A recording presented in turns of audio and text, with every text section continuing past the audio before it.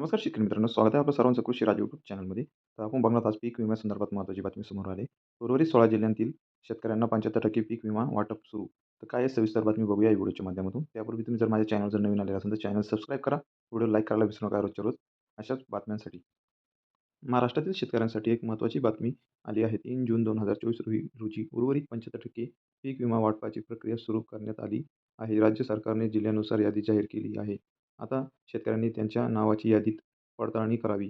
विमा वाटपाची प्रक्रिया राज्यातील अनेक शेतकरी पीक विमा योजनेचा लाभ घेत आहेत. या योजनेत सहभागी झालेल्या शेतकऱ्यांना त्यांच्या नुकसानीची भरपाई मिळते.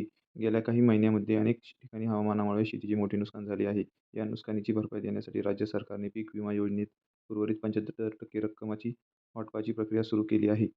जिल्ह्यानुसार यादी राज्यातील प्रत्येक जिल्ह्यासाठी स्वतंत्र यादी तयार करण्यात आली आहे. ही यादी ऑनलाईन उपलब्ध आहे. शेतकऱ्यांनी त्याच्या जिल्ह्याच्या यादीत त्यांचे नाव पाहून खात्री करावी. यादीत नाव असल्यास ते उर्वरित रक्कम मिळवण्यासाठी पात्र ठरतील. यादी पाहण्यासाठी सरकारी वेबसाईटवर जाऊन योग्य लिंकवर क्लिक करून यादी डाउनलोड करता येईल. पीक विमा योजनेचे महत्त्व.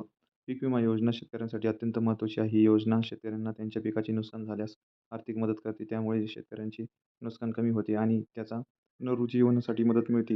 हवामानाच्या अनियमिततेमुळे शेतीचे नुकसान होत असल्याने ही योजना खूप उपयुक्त आहे. शेतकऱ्यांसाठी सूचना. शेतकऱ्यांनी यादीत नाव असल्यास त्वरित संबंधित कार्यालयात संपर्क साधावा. यादीत नाव नसल्यास त्यांनी त्यांच्या अर्जाची तपासणी अनेकदा अर्जामध्ये त्रुटी असतात, त्यामुळे नाव यादीत येत नाही. अशा वेळी शेतकऱ्यांनी अर्जात त्रुटी दुरुस्त करून पुनर्प्रवेश करावा. शासनाची भूमिका. राज्य सरकारने शेतकऱ्यांना मदत करण्यासाठी अनेक योजना आखल्या आहेत.